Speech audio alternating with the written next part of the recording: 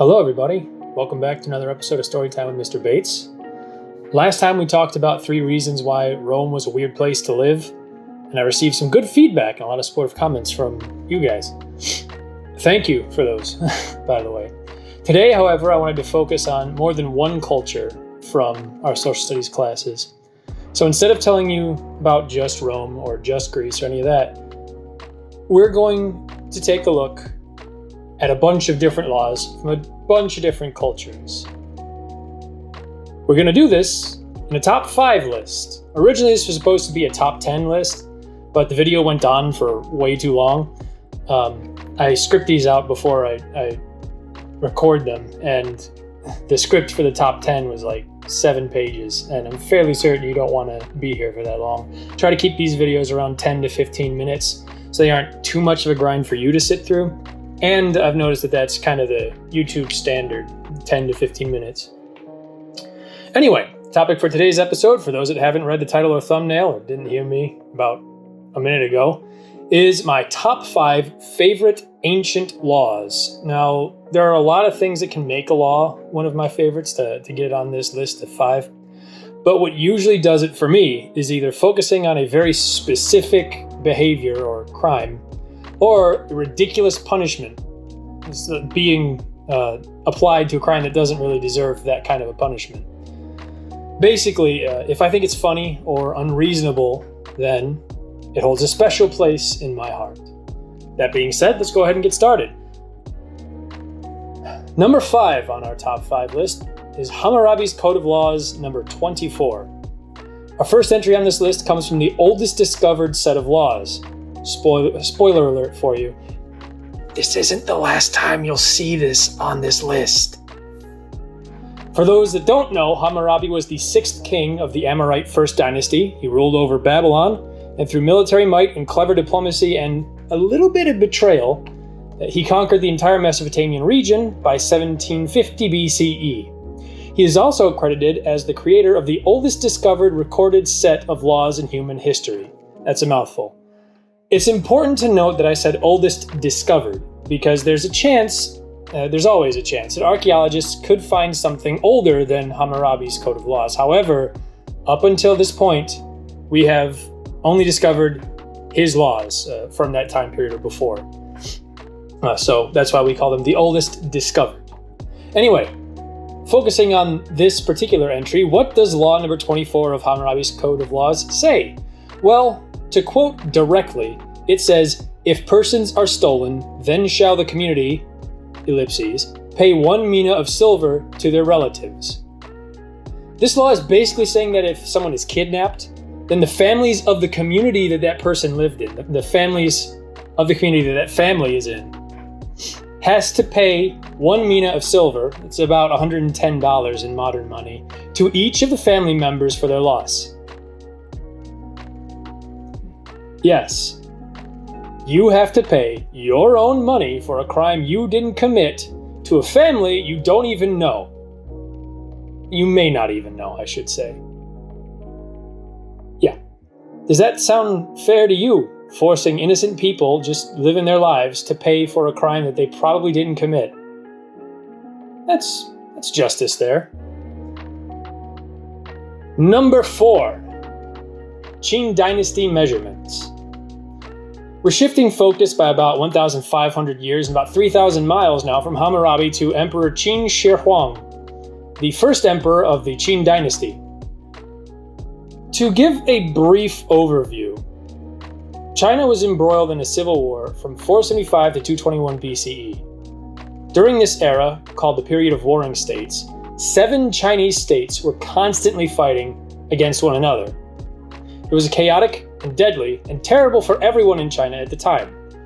Finally, Emperor Qin Shi Huang began conquering the other states, uniting China under his rule by 221 BCE. Took over all of his neighbors and finally brought everyone together.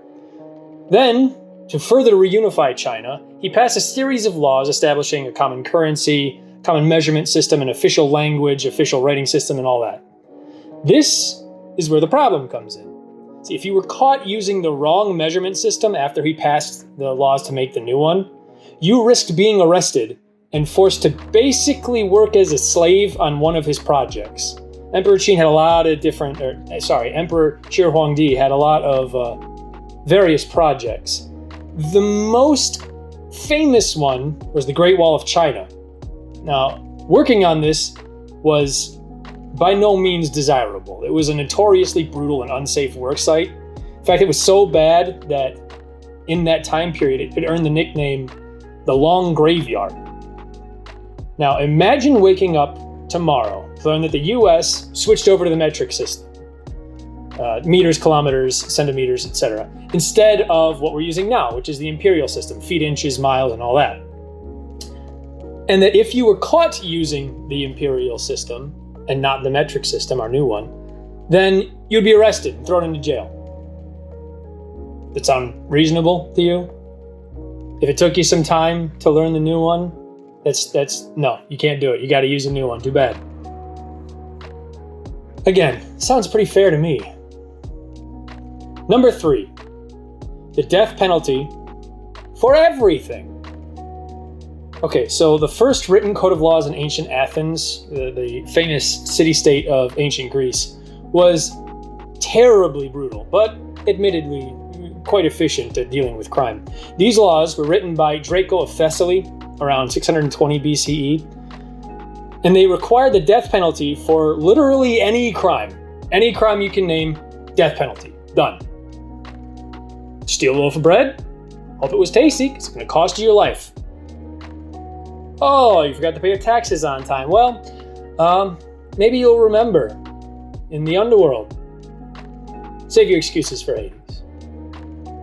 Thankfully, the man who followed Draco, his name was Solon, removed the death penalty from almost every crime.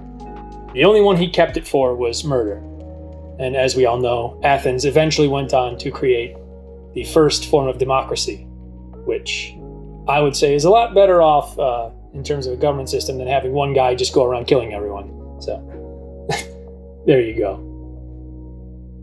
Number 2, no purple for poor people. Now, I don't know if it's showing up on my webcam that I'm using to record this, but I am wearing purple right now, specifically for this one. Here come the Romans again. I guess they were able to survive the perils of their bathrooms and their various drinks. Watch episode 1 for that if you don't know what I'm talking about.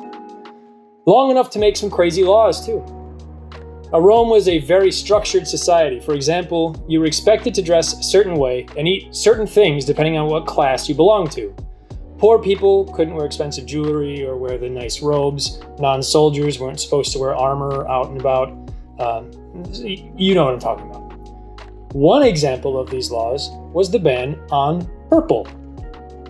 That's right, if you weren't in the imperial family or had express permission from the emperor or was somehow considered nobility, and you wore purple, you could be arrested, and depending on the emperor that you were arrested under, and I guess his mood for that day, you could possibly even be put to death just for wearing purple.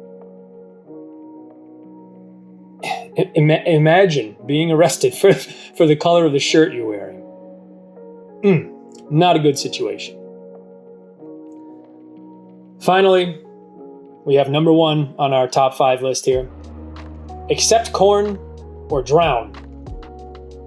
Taking number 1 spot is another law from our old friend Hammurabi. I believe he's actually the first and last entry on this list. Funny how that works out.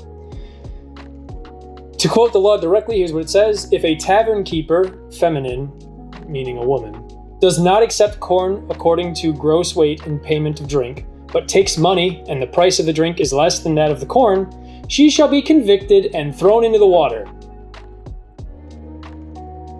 But let me explain that. If a woman owns a tavern, which is basically an old restaurant, and she doesn't accept corn to pay a bill, she could be arrested and thrown into the water to drown. Of course, the corn offered to her has to be worth the same or more than what she's owed for the drinks and food. But still, what if she doesn't have space to store the corn, or she doesn't know how fast she'll be able to sell it, and she can't pay her taxes with corn, or pay her bills, or buy the things she needs for her business? She still has to take it anyway, or risk death. Let me put it into modern terms for you. Let's say you're running a lemonade stand, and you're selling cups of lemonade for $1.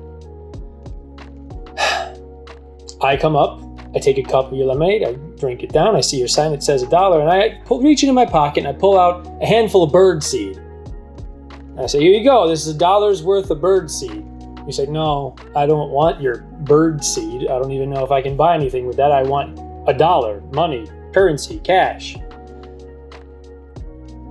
And then I call the police and have you arrested for not accepting my pocket full of bird seed as currency. That sound fair to you? Doesn't sound fair to me. And there you have it. My top 5 favorite ancient laws. Now, I have a question for you. One of the commenters on the last episode suggested I include questions for you, so I'm adding a question of the day to the end of the videos. Today's question? In the comments below, I want you to tell me either which of these laws that I talked about in this list was your favorite, or do you know of another ancient law that should be on the list that I may have missed? I'm looking forward to reading your responses. Have a great rest of the day, you lovely, lovely people. Bye.